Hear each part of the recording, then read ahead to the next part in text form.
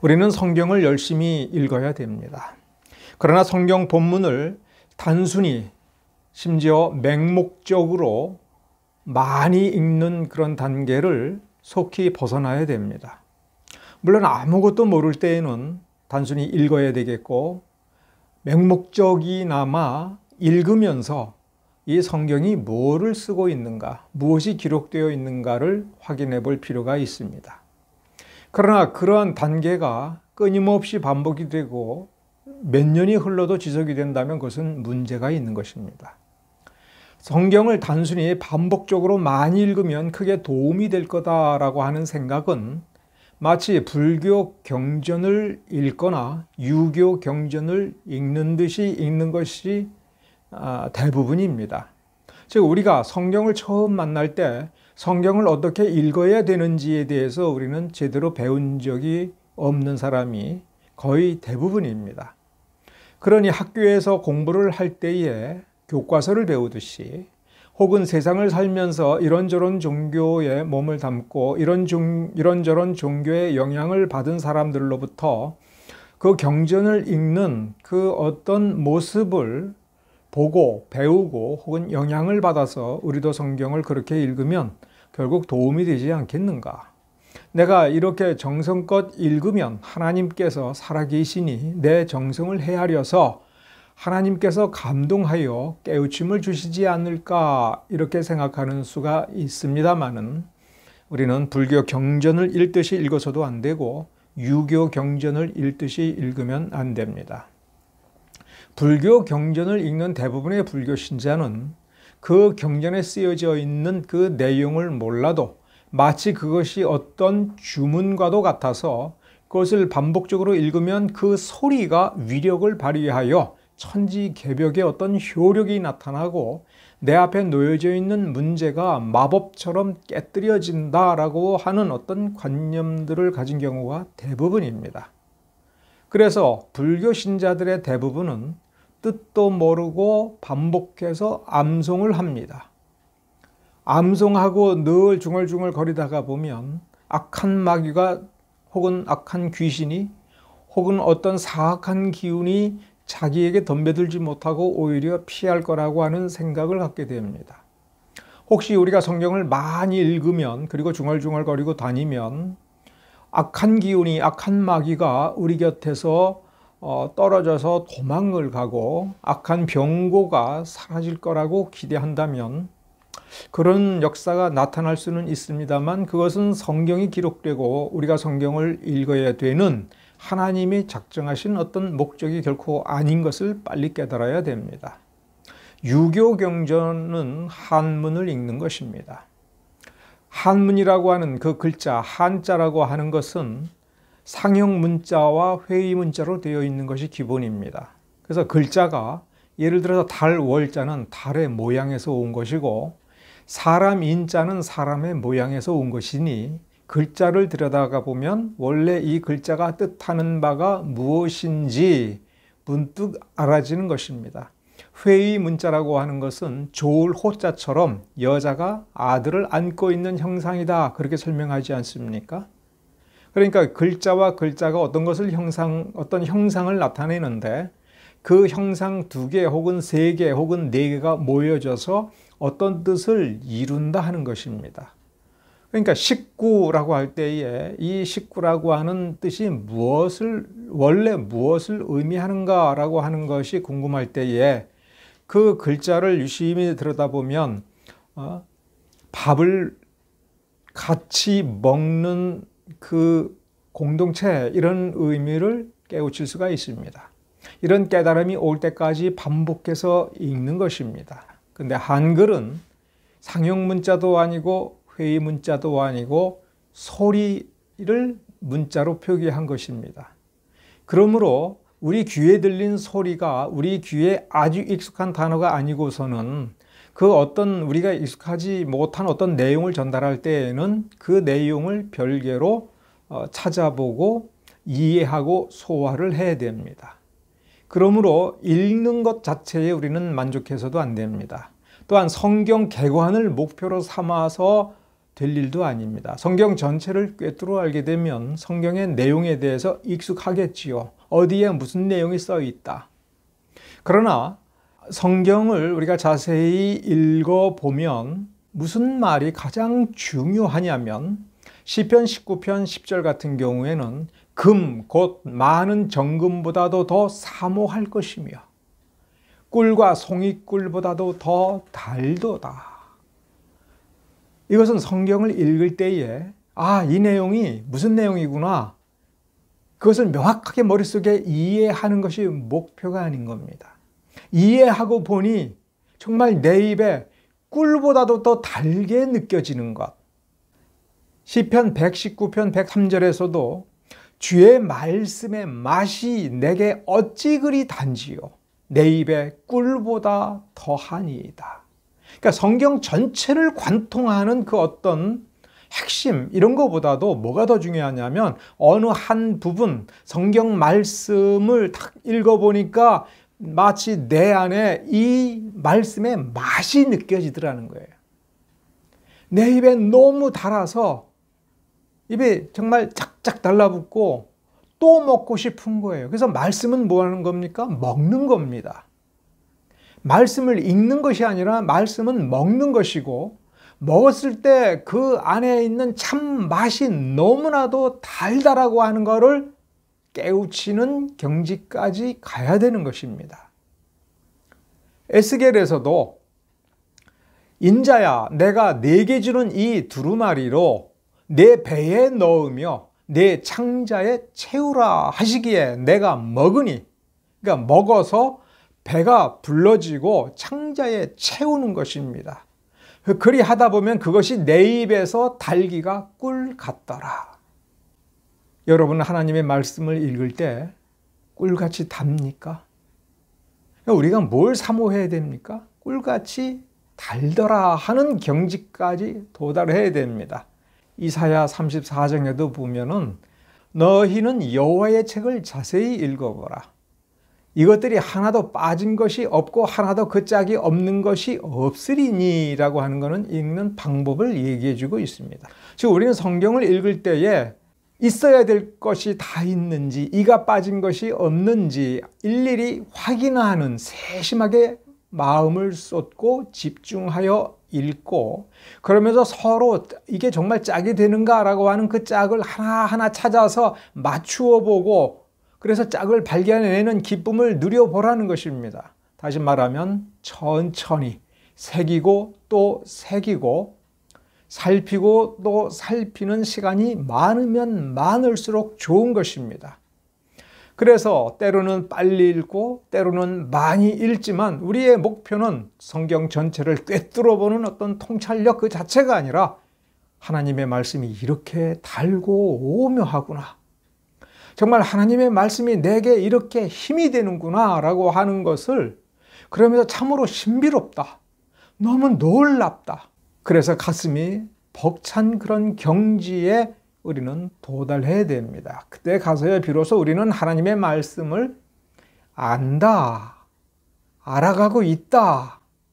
그리고 그 경지에 도달했을 때 우리는 이렇게 내 입에 이렇게 꿀같이 혹은 꿀보다도 더 달구나 라고 하는 경지에 가보니 이 말씀을 우리에게 주신 하나님의 생각, 하나님의 마음을 알겠다. 우리는 이렇게 고백할 수 있어야 됩니다. 우리가 신앙의 깊이가 별로 없을 때에는 내 문제를 하나님께서 능력으로 해결해 주시고 내게 필요한 것을 넘치도록 공급해 주시는 것이 너무나도 분명할 때에 이루 말할 수 없이 커다란 감격으로 하나님이 나를 이렇게 사랑하는구나 라고 감탄하는 그건 정말 필요합니다만은 더 본질적으로 중요한 것은 그보다도 더 큰 감동이 혹은 그에 못지않은 감동이 이 말씀을 읽으면서 느껴져야 한다는 것입니다. 그래서 많이는 몰라도 어느 한 부분을 보니 정말 달구나.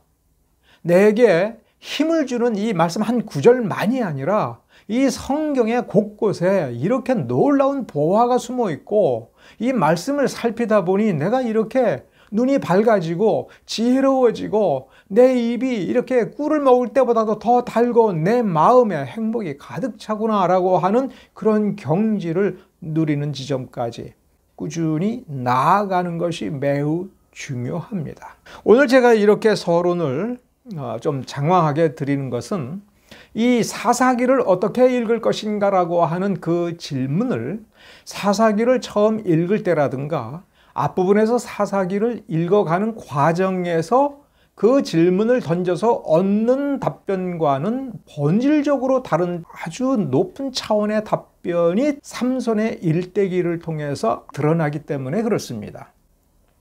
이 삼손 앞에 부분까지, 즉 11사사가 나올 때까지는 그 어떤 패턴을 보여주는 것처럼 보입니다. 하나님께서 능력으로 구원해 주시고 백성들은 평화롭게 살다가 하나님을 등지고 타락하고 이방 민족으로부터 억압을 받고 그래서 고통을 견디다 못하여 울부짖으면 또 하나님께서 사사를 즉 지도자를 세워서 구원해 주시고 그래서 구원과 타락 이 사이를 계속 맴도는 어떤 패턴이 이게 인생의 본질이 아닌가. 그러니 우리가 하나님의 평강을 오래 누리려거든 하나님의 말씀을 등지지 말라라고 하는 교훈을 파악할 수 있게 됩니다. 그러면서 마무리 교훈이 뭐냐면 이렇게 하나님의 말씀에서 벗어나는 이유가 사람들이 왕이 없어서 각자 자기 소견대로 했다라고 하는 그 교훈이 결정적으로 우리가 경계해야 될 사항이 무엇인가를 보여주는 말씀으로 생각하기가 쉽습니다.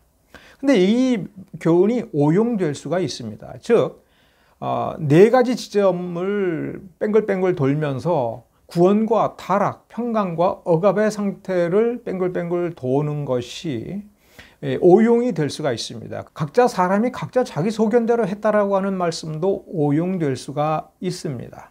어떻게 오용이 되냐면 단순하게 생각을 해보면 자기 소견을 버려라. 자기 생각을 버려라. 근데 사람은 그렇게 될 수가 없습니다. 그러면 현실적으로 무슨 의미가 되냐면 어디에서든지 자신의 생각을 앞세우지 말고 하나님의 말씀에 순복하라. 그러면 누가 하나님의 말씀을 가르칩니까? 그래서 그 현상으로서 한국교회가 빠진 것이 뭐냐면 이 말씀을 공식적으로 가르치는 책임을 진 목사의 말에 무조건 순종하고 토를 달지 말고 그래서 자기 머릿속을 비우고 무조건 추종하는 맹종의 신앙이 참신앙인 것처럼 가르치는 현실이 됩니다. 과연 그것이 맞는가? 도대체 사사기는 왜 여기에서 어떤 역할을 하는 책으로 이렇게 기록이 되어 있는가라고 하는 것을 우리가 오늘 정한 본문은 사사기 13장에서 16장 마지막 부분까지 이어지는 삼손의 일대기 중에서도 우리가 가장 주목해야 될 부분을 선정했고 여기에서 우리가 차근차근 질문을 해보면 사사기 전체를 보는 방법, 그 다음에 이것이 사무엘 상하와 혹은 열왕기와 어떻게 연결이 되고 저 앞으로는 여호수아서하고 어떻게 연결이 되는가, 그리고 그러면 이 전체를 어떻게 하나로 볼 때에 정말 여기에서 꿀이 떨어지는가, 그 핵심 노하우를 발견하는 굉장히 중요한 대목입니다. 다른 말로 하면 이 삼손의 일대기 전체는 여호수아서, 사사기, 사무엘 상하, 심지어 룻기까지를 하나로 묶는 황금의 고리입니다. 여호수아서부터 시작되어서 사사기, 룻기, 사무엘, 상하 전체를 하나로 묶어서 파악할 수 있는 원리를 이 삼손을 통해서 보여주는 거예요. 그러니까 다시 말하면 삼손의 일대기가 중요한 것이 아니라 정말로 실제로 존재했었던 이 삼손이 어떤 일생을 살았으며 하나님의 말씀을 어떤 태도로 대했느냐, 그래서 어떤 운명이 되었느냐라고 하는 이 스토리라인 속에는 성경 전체를 관통하는 매우 중요한 원리를 우리에게 보여주는데 마태복음 10장에서 우리가 마태복음 10장의 내용을 찾다가 이 부분까지 온 것 아닙니까? 그래서 능력을 주면서 이 능력을 발휘하고 돌아온 제자들에게 예수님께서 그 능력을 발휘하여 귀신이 달아나고 병을 고치고 죽은 자를 살리는 그 능력, 그 역사가 중요한 것이 아니라 너희의 이름이 하나님 아버지 앞에 있는 생명책에 기록되어 있는 것이 더욱 귀하고 더욱 소중한 것이니 거기에 너희들의 가치를 두어라라는 식으로 말씀을 하신 겁니다. 그러면 이것이 무엇을 암시하는 거냐면 믿음입니다. 즉 믿음 때문에 능력이 오고 능력을 발휘했을 때에 이 능력 발휘를 통해서 뭐가 더 강력해져야 되냐면 믿음이 강력해져야 되는 겁니다. 그러면 역사하는 믿음, 살아있는 믿음과 약한 믿음은 어떻게 구별이 되고 어떻게 자라나는 것이냐에 대한 그 비밀이 마태복음 13장에서 예수님께서 가르쳐 주시고자 하는 겁니다. 천국의 비밀을 아는 것이 너희에게는 허락이 되었다라고 할 때 그 천국의 비밀은 바로 예수이고 그 예수로 말미암는 믿음과 회개 이것이라 할지라도 그럼 그 믿음이 어떤 믿음이냐라고 하는 것을 저 구약에서부터 우리에게 가르쳐 준 것입니다. 아브라함에게 약속한 것이 강대한 나라를 이루게 하는 것이 하나님의 비전이라고 창세기 18장에서 분명히 선포했습니다. 그래서 창세기 12장에서 아브라함을 가나안 땅으로 부르시면서 주신 그 소명의 말씀이 좀 더 구체화되어서 이 강대한 나라, 하나님께서 원하시는 그 나라, 그럼 그 나라를 어떻게 이루는 거냐 할 때 아브라함이 가졌던 그 믿음, 그럼 아브라함이 가졌던 그 믿음을 우리는 어떻게 가질 거냐 할 때 하나님께서 선물로 주시지만 말씀을 통해서 주시는데 그럼 그 말씀을 우리가 받았고 하나님께로부터 우리가 구원을 받았고 믿음의 주 예수 그리스도로부터 그 믿음을 선물로 받았을 때 우리는 어떻게 해야 할 것이냐, 그 방법으로서 십계명을 주셨는데 그것을 이제 압축을 해서 그 믿음의 비밀과 하나님 나라의 비밀, 그 상관관계를 이 사사기를 통해서 보여주고 다시 더 압축을 해서 삼손의 일대기를 통해서 우리에게 보여줍니다. 가장 기본적인 방법은 비교인 겁니다. 나란히 놓고 봐라. 그러니까 한마디로 사사기, 룻기, 사무엘 상하를 그리고 더 넓힌다면은 여호수아, 더 넓힌다면 모세오경 이런 식으로 갈 수 있습니다만은 최소한도로 사사시대, 이 시대가 무슨 시대인가? 이 시대의 역사를 일통하여 관통하여 기록한 사사기를 이해하려면 룻기와 사무엘 상하를 같이 놓고 봐야 된다는 겁니다. 그러면서 그 속에서 뭐를 발견해야 돼요? 믿음의 비밀, 그 다음에 하나님 나라의 비밀. 룻기의 마지막에 보면 이 보아스와 룻에 초점을 두고 이 룻기라고 하는 아름다운 서사시를 쓴 이유는 그 맨 마지막에 10명의 이름을 씁니다. 유다가 다말에게서 난 베레스, 거기서부터 다윗까지의 10명의 그 이름이 마태복음 1장에서 마태가 하나님 나라라고 하는 그 중심 주제를 가지고 마태복음을 서술하도록 영감을 받았을 때에 예수님의 족보를 쓸 때에 거기에 이 10명의 이름이 나옵니다. 그런데 룻기 마지막에는 여인들의 이름이 빠졌습니다. 마태복음 1장에는 세 여인의 이름이 나옵니다. 이름이 빠지고 들어가고 할 때에 여기에서 보여주고자 하는 핵심이 무엇인지를 파악을 해야 됩니다. 그러니까 살몬이 라합을 아내로 맞아들였을 때에 이 라합의 정신이 뭐냐? 이거 질문을 해야 됩니다. 라합은 몸을 팔던 여자입니다. 좋은 인생이 아니죠. 그런데 라합을 자기 아내로 맞아들인 유다 지파의 유력 가문인 이 살몬은 어떤 사람이냐라고 하는 거를 어디서 보라는 겁니까? 룻기를 통해서, 이 보아스를 통해서 이 혈통에 흐르는 믿음의 위력을 보라는 겁니다. 그들은 믿음을 어떻게 생각을 했는가? 몸 팔던 여자지만 기꺼이 아내로 받아들였습니다. 보아스는 룻을 자기 아내로 맞이했습니다. 모압 출신의 과부였습니다.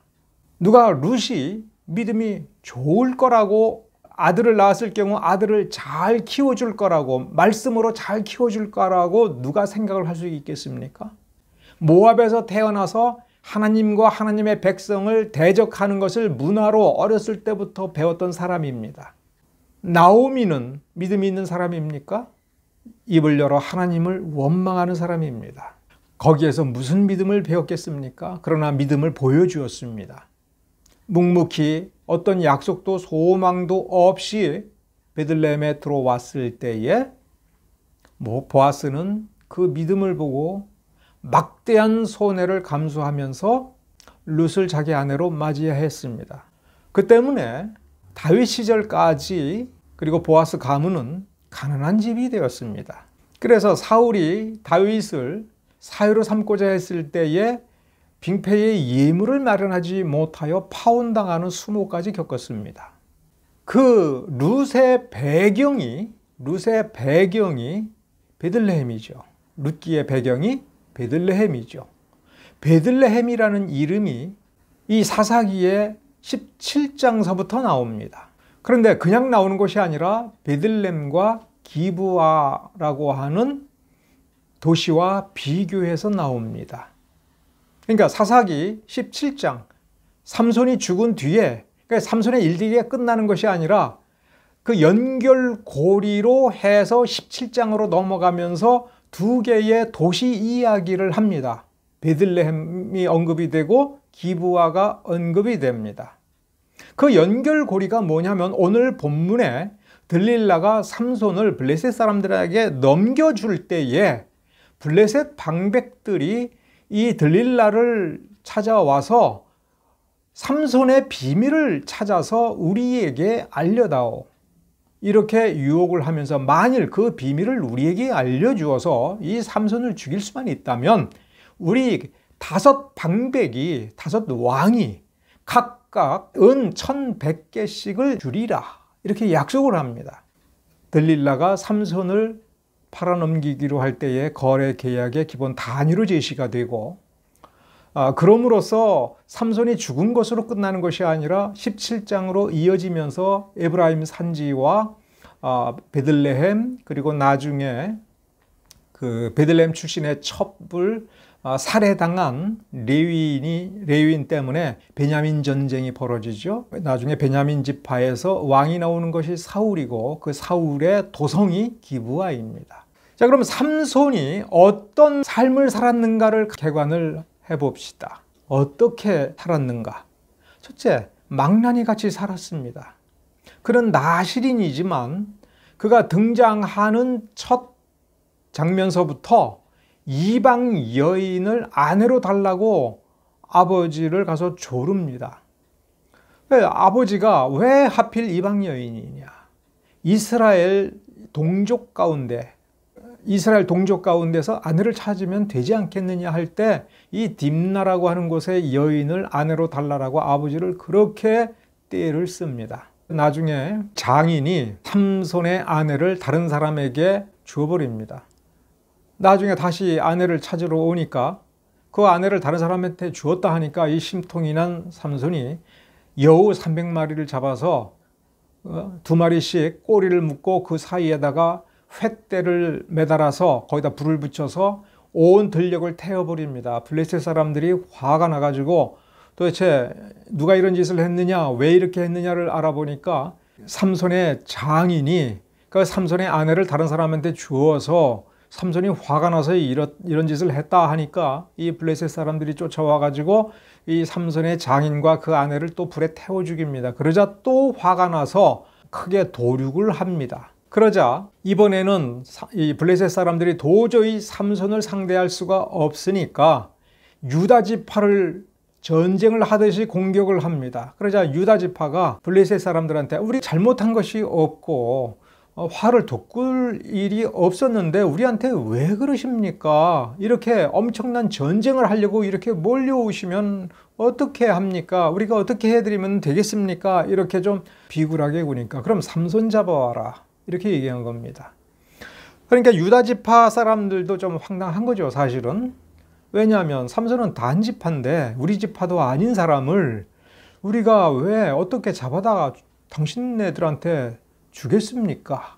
그러자 상관없다. 너희들 다 똑같은 놈들이니까 삼손을 잡아오지 않으면 우리가 너희 유다 지파를 몰살시킬 거야. 이런 식으로 나오니까 할 수 없이 유다 지파 사람들 3,000명이 쫓아가서 삼손을 붙잡고자 합니다. 삼손이 너희들이 왜 이렇게 몰려왔느냐? 그러니까 이마저마해서 우리가 블레셋 사람들 때문에 매우 곤란해서 너를 붙잡아다가 블레셋 사람들한테 넘겨주려고 한다. 그러니까 삼손이 그러면 나를 죽이지만 마라. 내가 붙잡혀 가 줄게.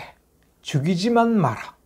너희들이 나를 안 죽이면 된다. 그러자 유다 지파 사람들이 그건 약속을 하마 하고서 삼손을 붙잡아다가 블레셋 사람들에게 넘깁니다. 여기서 여러분들 잘 보셔야 됩니다. 삼손은 나실인이었습니다. 나실인의 의미가 무엇이냐 할 때 이 사사기 13장에서는 포도의 생산물을 먹지 마라, 입에 대지 마라, 그리고 삭도를 머리에 대지 마라, 머리카락을 자르지 마라 이런 식으로 써 있습니다. 좀 더 그 본문을 들여다가 보면 포도와 포도주를 마시지 말라라고 하는 경고를 받은 것은 삼손의 어머니입니다.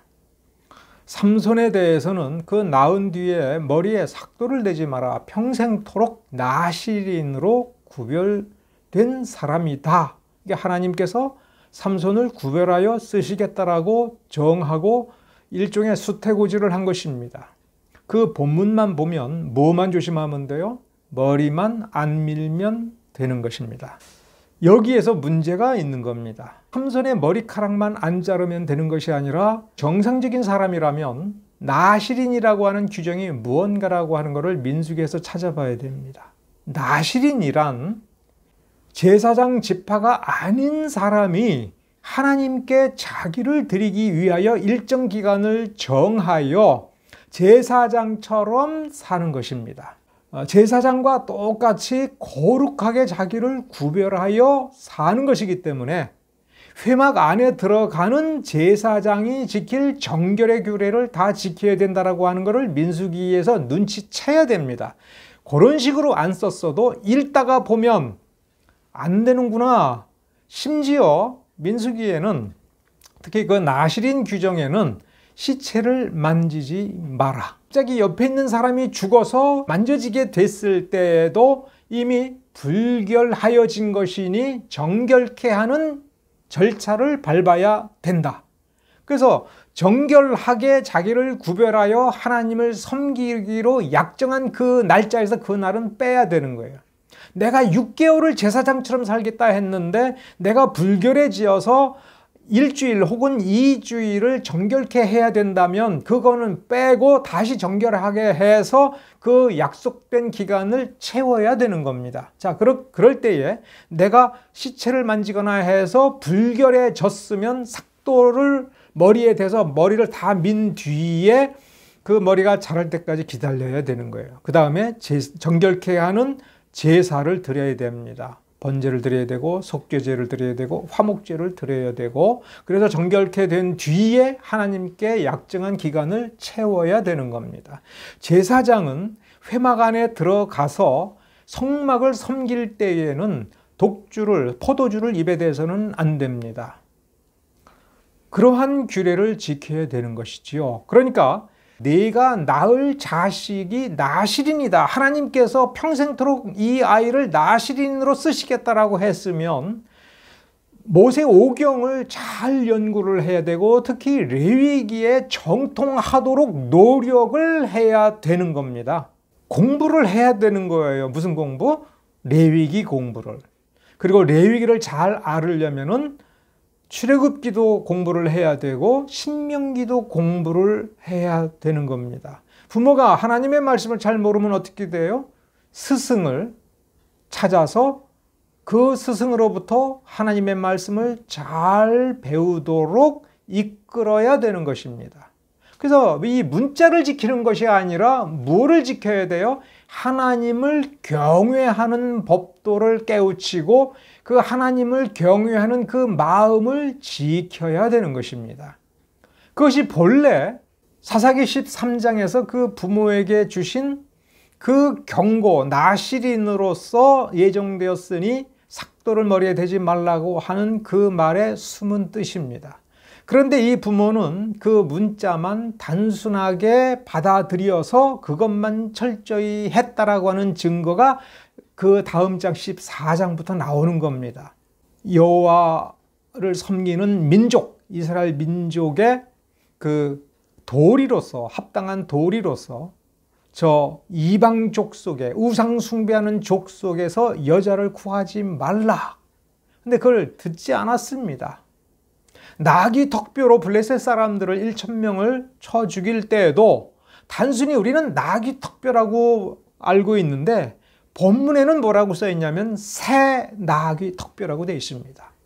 죽은 지 얼마 안 되어서 심지어 살덩어리라든가 가죽 썩은 것이 이게 붙어 있는 새 나귀 턱뼈를 손에 잡았다라고 하는 것 자체도 나실인의 규례를 어기는 것입니다. 그러니 하나님의 말씀을 경외하지 않는 나실인이라는 말이 되죠. 하나님의 말씀을 신경도 안 썼습니다. 사사기 13장서부터 16장까지를 읽어보면 삼손은 자기가 누구인지를 단 한 번도 생각하지 않았다라고 하는 결론을 찾을 수 있습니다. 사람들이 자기 소견대로 해서 죄악에 빠졌다. 그럼 자기 소견이 없으면 되지 않느냐 할 때에 이 삼손의 그 일대기는 삼손은 자기 소견이 정말 없었던 사람입니다. 내가 누구인가를 생각하지 않은 거예요. 내가 하나님께 드려진 나실인이라면 내가 어떻게 해야 될 것인가. 나귀 턱뼈로 1,000명을 죽인 뒤에 정식으로 사사가 되었고 20년을 통치하였습니다마는 들릴라로 인하여 블레셋 사람들에게 붙잡히고 비참한 처지에 취했을 때라도 그는 단 한 번도 내가 누구인가를 생각하지 않은 거예요. 하나님이 왜 나를 나실인으로 세웠는가에 대해서 단 한 번도 생각하지 않았습니다. 기도한 케이스가 딱 2번 나오는데 나귀 턱뼈로 1,000명을 쳐 죽여서 시체가 쌓인 게 1,000명인 거예요. 이렇게 싸울 때에도 그는 하나님께 기도하지 않았습니다. 근데 언제 기도했냐면 다 싸우고 난 뒤에 목이 마르니까 하나님, 나 이렇게 목이 마릅니다. 내가 목말라 지쳐가지고 탈진해가지고 저 블레셋 사람들한테 붙잡혀서 내가 죽으면 좋겠습니까? 물 좀 주십시오. 이런 식으로 하나님께 도전적으로 부정적으로 기도했습니다. 하나님께서 샘을 터쳐주신 것이죠. 기운도 잃어버리고 두 눈을 뽑히고 비참하게 조롱거리가 되어서 쇠사슬에 묶여서 끌려 나왔을 때에도 하나님께 정말 간절히 기도합니다. 제발 하나님 이번 한 번만 내 기도를 들어주십시오 라고 할 때에도 뭐 때문에 이렇게 애통하게 기도했느냐 하면은 자기 두 눈 뽑힌 게 너무 원통하고 억울하고 화가 나는 거예요. 그러면서 하나님께 간구하기를 다시 한 번만 힘을 달라라고 간구하는 그 이유가 내 두 눈 뽑혀서 이 비참한 지경에서 조롱을 당하는 이 원한을 갚게 해달라고 하나님께 기도했던 겁니다. 자기가 절실하게 느껴진 분노와 원한만을 생각하고 기도한 사람이에요. 그러니까 뭐를 생각 안 한 겁니까? 내가 누구인가를 생각을 안 한 거예요. 말씀을 붙잡고 하나님을 믿는 나는 누구인가? 3,000명이 무장하고 자기를 찾아왔을 때에 자기가 누구인가? 어렸을 때부터, 태어날 때부터, 태어나기 전부터 나실인으로서 자기가 구별되고 하나님을 경외하는 거룩한 제사장처럼 살도록 되어 있는 사람이라고 하는 것을 조금만 생각했으면 자기를 붙잡으러 온 유다 사람 3,000명을 향하여 뭐라고 얘기를 해야 되겠습니까? 그렇게 비굴하게 블레셋 사람들 앞에서 쩔쩔매다가 자기 동족을 붙잡아서 넘겨주고 평안을 구하느냐? 나를 따르라. 일어서자. 내가 앞장서겠다. 그래서 저 블레셋 사람들과 우리 전쟁하자. 저 블레셋 사람들이 나 한 사람을 감당하지 못해가지고 너희들을 와가지고 협박하고 너희들 보고 나를 잡아 와달라고 얘기할 정도라면 저들이 나를 감당하지 못하는 거 아니냐. 그는 정말 천하무적이었습니다. 블레셋 사람들을 상대로 하여 얼마나 많이 골탕을 먹였습니까? 얼마나 지략이 뛰어났습니까? 얼마나 눈치가 빨랐습니까? 엄청난 기운을 가지고 있었습니다. 그러면 그 자리에서 나만 믿고 따라와. 하나님이 나를 택하여 이렇게 뛰어난 지략과 이렇게 엄청난 기운을 주셨고 어떤 블레셋 사람도 나를 감당하지 못하고 1000명이든 3000명이든 몇천 명이든 나를 감당하지 못하니 우리 같이 싸우자. 이게 지도자의 모습 아닙니까? 이런 지도자의 모습을 하나도 보여주지 않은 겁니다. 천하무적의 용사였고 전무후무한 위인이었습니다마는 그는 아무것도 생각하지 않았습니다. 민족에 대해서도 생각하지 않았습니다. 그런데 놀랍게도 이 삼손은 그 밑바탕에는 열등감이 있었습니다. 여러분은 삼손의 일대기에서 열등감이 있었던 것을 여러분 눈치챌 수가 있습니까? 그걸 성경은 우리가 보기를 원합니다. 엔하골의 사건 이후에 삼손이 가사로 갑니다. 가사에 가서 잠을 청하려고 하니 삼손이 왔다는 소식을 든 블레셋 사람들이 매복하였다가 새벽녘에 삼손을 기습 공격하려고 하자 삼손은 그새 눈치를 채고 새벽이 오기 전에 한밤중에 일어나서 성문을 부셔버립니다. 성문짝을 떼고 그 성문짝을 받치는 기둥 같은 거를 짊어지고 가사에서 헤브론까지 올라갑니다. 이 헤브론이라는 단어 매우 중요합니다. 그리고 헤브론이 바라다 보이는 앞산 위에다가 이 가사에서 떼어오는 성문을 딱 세워놓고 이거 봐라 라고 할 때에 왜 이런 짓을 합니까? 아무 의미 없는 짓 아닙니까? 근데 헤브론 사람들한테 봐라 라고 하면서 딱 세워놨을 때에는 헤브론에 대해서 무언가 마음에 탐탁치 않은 것이 있습니다. 헤브론이 어디에 나옵니까? 헤브론이 무슨 의미가 있습니까? 헤브론은 이후에 다윗이 왕으로 즉위하는 성입니다. 먼저 유다 지파의 왕으로 추대되는데 그 왕으로 추대되어 왕이 되는 곳이 이 헤브론입니다. 그런 점에서 사무엘과 열왕기로 연결이 되는 겁니다. 반면에 이 헤브론이라고 하는 도시 때문에 사사기 1장이 소환되는 겁니다. 다시 말하면 사사기는 12명의 사사를 포인트로 한다면 삥 둘러서 이 사사기 1장에서 시작해서 나사를 돌리듯이 한 바퀴 돌리면 12번째 사사인 삼손에 오면 수직으로 사사기 1장과 이 삼손의 일대기가 일직선에 놓이고 그 밑으로 보면 이제 사무엘이 보이고 그 다음에 다윗이 보이는 겁니다. 그걸 연결하는 고리가 이 헤브론인 것입니다. 사사기 1장으로 가면 누가 나옵니까? 첫 번째 사사 온니엘이 나옵니다. 그러면서 온니엘이라는 첫 번째 사사를 등장시키기 위하여 사사기는 갈렙을 등장시킵니다. 갈렙을 소환하는 이유는 이 첫 번째 사사 온니엘을 사사로 만들어주고 자기 사위로 삼은 그 사람이 갈렙인데 갈렙이 그냥 이 온니엘을 사사로 세운 것이 아니라 먼저 갈렙이 추구하는 것이 바로 정탐꾼으로 여호수아와 함께 정탐을 했던 그때의 여호수아와 갈렙의 믿음을 소환하는 겁니다. 그러면서 사사기 1장은 나이 85세가 된 이 갈렙이 40년 전에 여호수아와 함께 자기가 어떻게 하나님을 믿고 어떻게 정직하게 고했으며 목숨을 걸고 이스라엘 족속에게 우리는 가면 된다. 다른 10명의 정탐꾼이 정탐하여 보고한 현상은 맞다.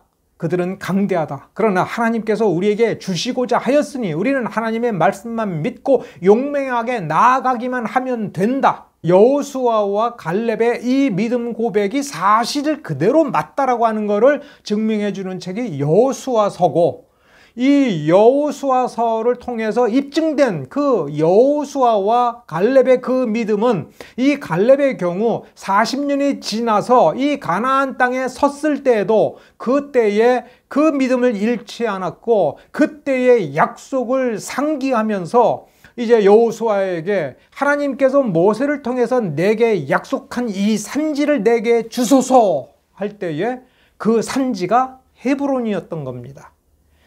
모세오경의 다른 곳에 보면 이 갈렙에게 약속된 땅이라고 하는 것은 이 갈렙이 실제로 밟고 정탐한 그 땅을 지목하여 갈렙이 밟았던 그 땅을 갈렙에게 주라라고 기록을 했던 것인데, 사사기에 그리고 여호수아서에 보면 이 갈렙은 자기가 약속받은 그곳이 바로 헤브론이니 이 헤브론을 내게 주시옵소서 이렇게 얘기합니다.